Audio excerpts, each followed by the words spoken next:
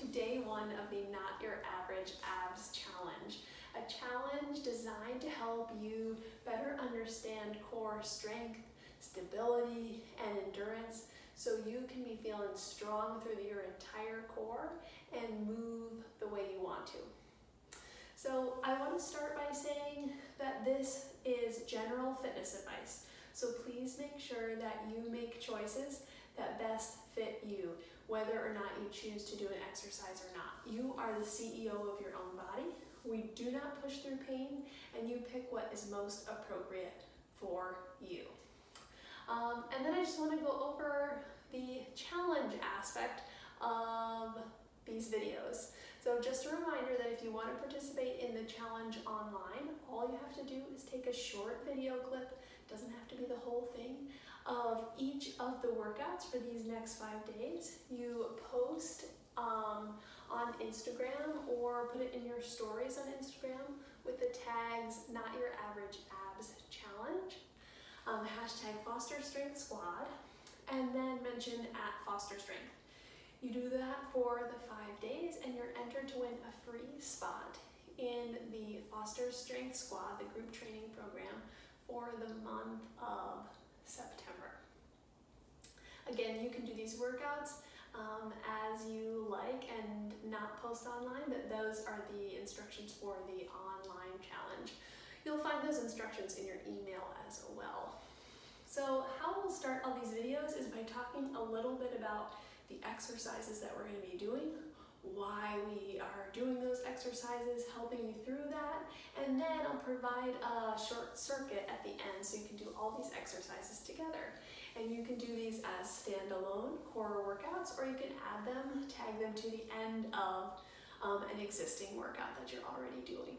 So the first series of exercises that we are doing for day 1 are all exercises where we're going to be laying on our back, what we call in training a supine position. And why is that? Because when you were born and you were a little baby, all of your movement took place on your back. So we learn core control and we learn motor performance in that laying back position.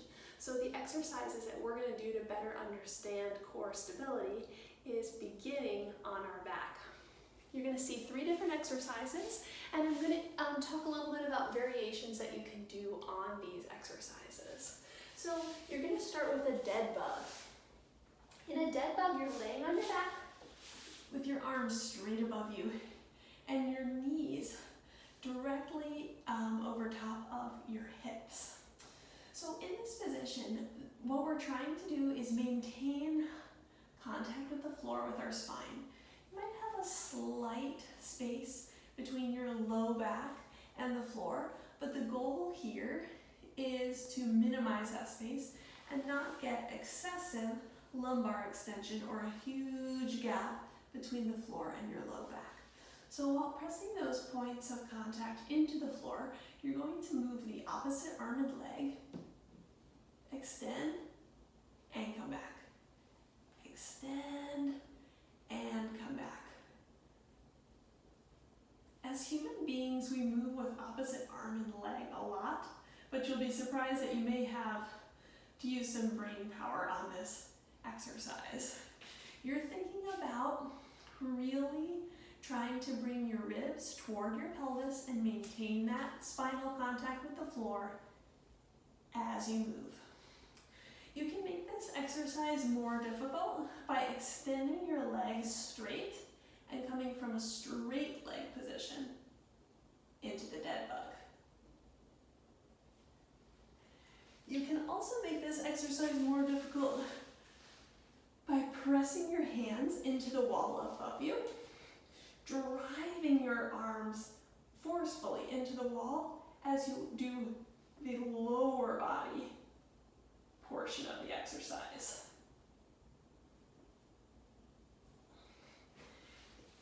In all these variations, we're really trying to feel our abdominals stay active the entire time, and that they're trying to help us support that extension movement from our core and from the center of our body. So those are the dead bugs. The next exercise we're going to do is called a marching bridge.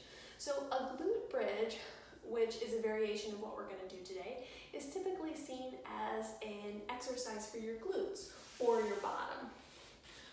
Your glutes are a huge part of core control and connect to the muscles of the trunk.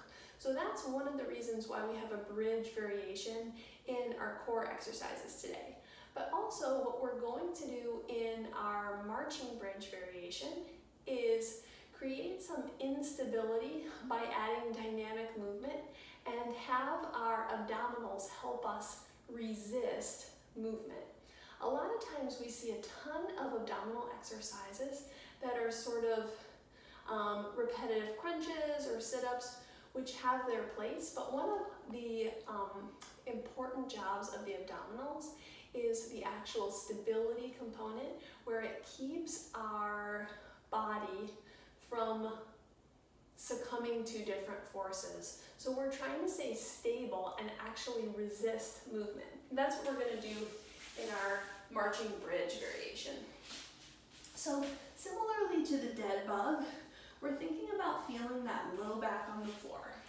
We're going to squeeze our glutes and lift our hips to the ceiling, but we're going to maintain this little, what we call a pelvic tilt position as you lift up to the ceiling. That just means that if I were to squeeze and lift all the way up, when I come back down, I want to make sure that my spine is in the same position it was before. What we're trying to avoid is coming up here and lifting our hips by getting a huge amount of extension through our low back. So you're really thinking about making sure you've got that pelvic tilt. Now, what for our purposes for the marching glute bridges, we're going to stay in this position and simply lift one foot and lower. Lift one foot and lower. With every marching step we take, we do want to squeeze those glutes as we put that foot on the floor. But what you're going to feel is your abdominals keeping your body still and your glutes keeping your body still. It's almost as if the only movement we see is from the leg, and the hips are staying level the entire time. So that's the marching glute bridge. The last exercise we're going to do as part of this first day is a hollow body hold. So a hollow body hold is something where we're creating tension through our abdominals by creating a small crunch, and we are creating full body tension. Positions that you might see a hollow body in would perhaps be a pull-up, any sort of gymnastics movement, any movement where we want to stay stable and strong through our whole body. So for a hollow body hold, you're going to lay back. Typically a hollow body is with your arms extended all the way above your head, around your ears, and legs extended straight out as far as they can. For our purposes, we're going to start with a shortened hollow body hold, and in order to make it more difficult, you'll stretch out those legs, stretch out those arms.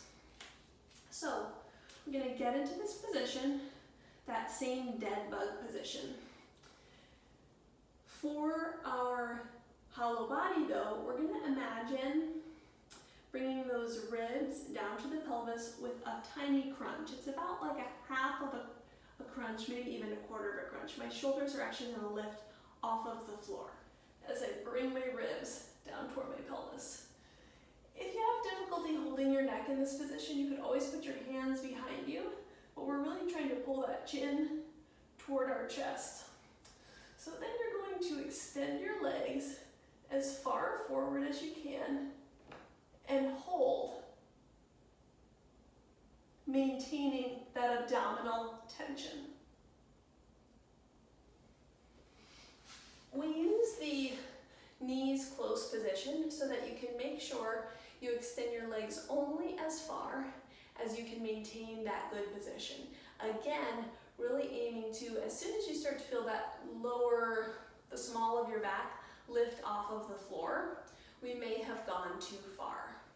We really want to take it to a point where we feel a challenge, but that the form isn't necessarily deteriorating.